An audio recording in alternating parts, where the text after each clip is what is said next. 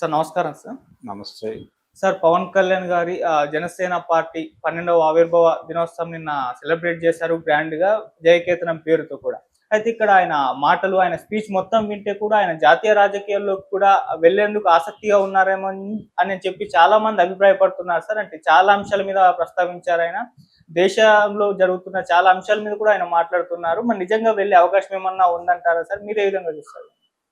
అంటే ఆయన ఎన్డీఏ భాగస్వామ్య పక్షంగా ఉన్నాడు జనసేన నుంచి. కాబట్టి ఆల్రెడీ జాతీయ రాజకీయాల్లో ఉన్నాడాయన. ఇంతకుముందు కూడా ఆయన ప్రచారాలకు వెళ్ళాడు చాలా ప్రాంతాల్లో. వెళ్ళి అక్కడ తెలుగువారికి మాత్రమే ఆయన రిప్రజెంటేటివ్గా వెళ్ళలేదు. ఆ పార్టీకి సంబంధించి, ఆ ఐడియాలజీకి సంబంధించినటువంటి రిప్రజెంటేటివ్గా కూడా వెళ్ళాడు ఆయన. నిన్న ఆయన మాటల్లో అదంతా దొర్లినటువంటి విషయాలన్నీ కూడా ఎన్డీఏ స్పిరిట్కి భిన్నమైనటువంటి మాట ఒక్కటి కూడా ఆయన నోట్లోంచి రాలేదు. పైగా చాలా విపరీతమైనటువంటి ప్రేమతో, ఆదరణతో మాట్లాడాడు ఆయన. మాట్లాడే క్రమంలో ఆయన ప్రధానంగా ఒక మాట వాడాడు. Right to left, left to right, ఇలా మాట్లాడుతూ ఉంటారు చాలామంది నా గురించి అని కూడా మాట్లాడాడు. మాట్లాడుతూ నేను మంచి ఎక్కడున్నా తీసుకుంటాను అంటే ఆయన వదిలేసిందంతా చెత్త అనుకోవాలా అనేది ఒక సందేహం. ఇలా ఆయన తన ప్రయాణం కొనసాగినటువంటి తీరు చెగువేరా నుంచి నరేంద్ర మోడీ వరకు ఈ ట్రావెల్ గురించి చాలా విషయాలు స్పష్టంగా చెప్పే ప్రయత్నం అయితే చేశాడు. దాన్ని మనం ఆదరిద్దాం, తప్పేం లేదు. వారి అభిప్రాయం వారిది. ఆయన హిందీ గురించి మాట్లాడినటువంటి సందర్భము ఇవన్నీ, అలాగే ఇతర దేశాల్లో ఉన్నటువంటి హిందువులు, పర్టికులర్గా భారతదేశం నుంచి విభజనకి గురైనటువంటి పాకిస్తాన్, బంగ్లాదేశ్లో ఉన్నటువంటి హిందువుల స్థితిగతులు, నేపాల్లో స్థితిగతులు, వీటన్నిటినీ కూడా ప్రస్తావించే ప్రయత్నం చేశాడు ఆయన. ఈ ప్రయత్నం జరిగితే ఆయన స్థాయి జాతీయ రాజకీయాలను మించి అంతర్జాతీయ రాజకీయాల దాకా విస్తరించినట్టుగా మనకి కనిపిస్తుంది. ఆయన చెగువేరా గురించి మాట్లాడటం దగ్గరే అంతర్జాతీయ స్థాయి ఆయన. సో ఇప్పుడు ఈ విషయాలు మాట్లాడటంలో కూడా సనాతన ధర్మాన్ని అంతర్జాతీయ స్థాయికి తీసుకెళ్ళి మాట్లాడుతున్నాడు అనుకోవాలి. ఇలా అనుకుంటే పవన్ కళ్యాణ్ని ప్రపంచ స్థాయి, ఆయన జాతీయ రాజకీయాల్లోకి వెళ్ళిపోతున్నాడు, ప్రాంతీయ రాజకీయాలను వదిలేసి. ఆయన ఆల్రెడీ ఒక ప్రాంతీయ పార్టీ నాయకుడు. ఒక ప్రాంతీయ పార్టీ నాయకుడు జాతీయ రాజకీయాలు మాట్లాడవచ్చు, అంతర్జాతీయ రాజకీయాలు మాట్లాడవచ్చు. మాట్లాడటం తప్పేం కాదు, కానీ ఆయన పర్సెప్షన్ లోకలైజ్ అయి ఉండాలి. అంటే లోకల్ కోణంలో నుంచి ప్రపంచ రాజకీయాలని ఆయన ఎలా అర్థం చేసుకున్నాడో ప్రపంచానికి చెబితే వినటానికి సిద్ధంగా ఉన్నారు అందరూ. కానీ అది మాట్లాడట్లేదు ఆయన. అది మాట్లాడకుండా ఇంకేదో మాట్లాడే ప్రయత్నం చేస్తున్నాడు. ఇంకొకరి ప్రయోజనం కోసం ఇంకొకరు తయారు చేసుకున్నటువంటి సిద్ధాంతాలని ఈయన తన నోట్లో పెట్టుకుని అక్కడ ప్రపంచం మీదకి రుద్దే ప్రయత్నం చేశాడు ఆ వేదిక మీద నుంచి. అందులో భాగంగానే ఈ బంగ్లాదేశ్లో జరుగుతున్నటువంటి విషయాలు ఇవన్నీ, పాకిస్తాన్ గురించి ఇవన్నీ అందుకని మాట్లాడాడు. అంతకు మించి వేరే ప్రయోజనం లేదు. ఆయన తనంతట తాను రాజకీయాల్లో, అంటే రాజకీయాల్లో ఉన్నాడు, జాతీయ రాజకీయాల్లోకి వారు పిలిస్తే వెళ్తాడు. వారు మూసేయమంటే పార్టీని మూసేస్తాడు కూడా జనసేనని. సో ఆయన ఇన్ టోటల్గా వాళ్ళ గ్రిప్లో ఉన్నాడు, వాళ్ళ చేతిలో ఒక పనిముట్టుగా ఉన్నాడు ఆయన. భారతీయ జనతా పార్టీ చేతుల్లో పనిముట్టే పవన్ కళ్యాణ్, అంతకు మించి ఏమీ కాదు. ఈ విషయం చాలా సందర్భాల్లో ప్రూవ్ అయింది. చంద్రబాబు నాయుడు ప్రతిపక్షంగా ఉన్న రోజుల్లో ఆయన తన ప్రేమలేఖలన్నీ వారి ద్వారానే బట్వాడా చేసేవాడు. అంటే తను ఒక బీజేపీకి ప్రేమలేఖ రాసి ఆ ప్రేమలేఖని పవన్ కళ్యాణ్కి ఇచ్చేవాడు. పవన్ కళ్యాణ్ దాన్ని పంపేవాడా, తీసుకెళ్ళి ఎక్కడైనా పారేసేవాడా అనేది వేరే గొడవ.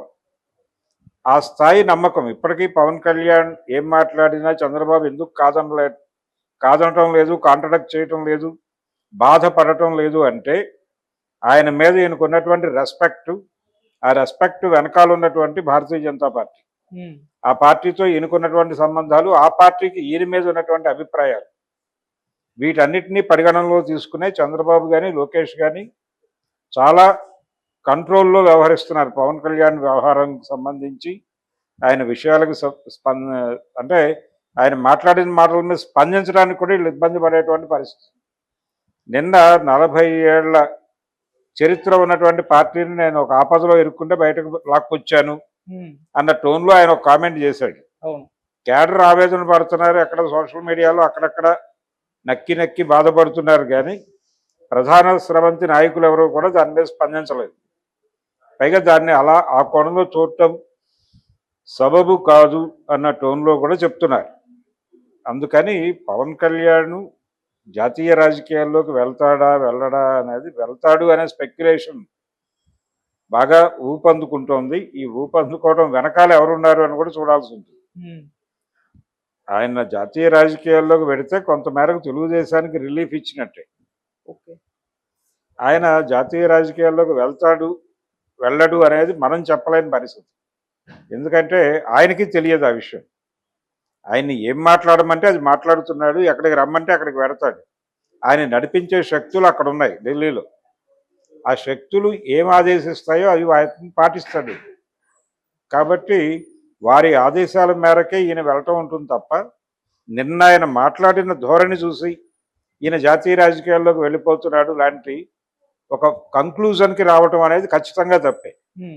ఆయనేమి జాతీయ రాజకీయాల్లోకి వెళ్ళటం లేదు, ఇక్కడే ఉంటాడు, ఇక్కడే ఉండి జాతీయ రాజకీయాలు మాట్లాడతాడు, ఇక్కడే ఉండి జాతీయ స్థాయిలో ఆ పార్టీ ఐడియాలజీని ప్రమోట్ చేస్తాడు, జనంలోకి వెళ్ళి మాట్లాడతాడు. ఆయన టార్గెట్ చాలా స్పష్టం.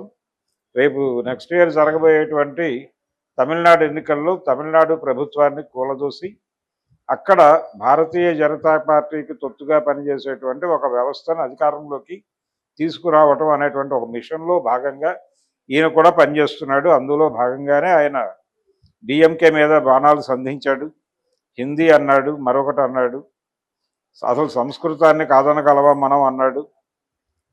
ఇలా రెచ్చిపోయి ప్రసంగం నడిచింది ఆయన. అయితే ఎక్కడా కూడా ఆయన ప్రాంతీయ పార్టీలకు ఉండాల్సిన స్పిరిట్ ఏమిటి, ప్రాంతీయ పార్టీలు వ్యవహరించాల్సిన శైలి ఏమిటి, ఇవన్నీ తీసుకెళ్లి గంగలో కలిపాడు. ప్రాంతీయ పార్టీకి ఉండాల్సినటువంటి విజన్ కూడా లేదు ఆయనకి. ప్రాంతీయ పార్టీ పెట్టాడు కానీ ఆయన పనిచేస్తోంది వేరే వాళ్ళ విజన్తో. జాతీయ పార్టీలకు భిన్నంగా, జాతీయ పార్టీలకు వ్యతిరేకంగా పనిచేయాల్సినవి ప్రాంతీయ పార్టీలు. జాతీయ పార్టీల విజన్తో ఈయన ప్రాంతీయ పార్టీని ఎలా గైడ్ చేస్తాడు పవన్ కళ్యాణ్? అదే చేస్తున్నాడు ఆయన. కాబట్టి ఆయన పుట్టుకలోనే గందరగోళం ఉంది. ఆ గందరగోళం క్యారీ ఫార్వర్డ్ అవుతోంది మరింతగా. ఆయనకి స్పష్టమైన విజన్ ఉంది. ఆయన చేస్తున్నటువంటి సర్వీసెస్కి ఒక గుర్తింపు లభిస్తుంది అనేటువంటి ఒక క్లారిటీ ఉంది ఆయనకి. ఆ క్లారిటీతో అలా రెచ్చిపోయి మాట్లాడుతున్నాడు. అంతకుమించి ఆయన ఏదో జాతీయ రాజకీయాల్లోకి వాళ్ళు పిలిస్తే వెళ్తాడు, వాళ్ళకి అవసరం అయితే తీసుకెళ్తారు. వాళ్ళకి ఇక్కడే అవసరం ఉంది, లోకల్గానే అవసరం ఉంది. రేపు రాబోయే ఎన్నికల్లో పవన్ కళ్యాణ్ కెపాసిటీస్ మీద వాళ్ళకి నమ్మకం వస్తే ఇతన్ని ముఖ్యమంత్రిని చేసినా చేయగలరు. జగన్ని అధాపాతాళంలోకి తొక్కగలరు. ఇతని రైజ్ని బట్టి ఆధారపడదు. లేకపోతే జగన్ అలా మెయింటైన్ చేయాల్సి ఉంటుంది చాలా కాలం పాటు. జగన్ ఎందుకు మెయింటైన్ చేస్తున్నారంటే చంద్రబాబుకి కౌంటర్ చెక్ ఉండాలి కాబట్టి. చంద్రబాబుకి కౌంటర్గా పవన్ కళ్యాణ్ని నిలబెట్టగలం, నో ప్రాబ్లం అనే కాన్ఫిడెన్స్ బిల్డ్ అయిపోతే ఇద్దరిని తొక్కుతారు. అటువంటి ఒక అద్భుతమైనటువంటి క్షణాల్లో పవన్ కళ్యాణ్ ఉన్నాడు. అటువంటి అద్భుత క్షణాల్లో ఆయన ఆవిర్భావ దినోత్సవం జరిగింది.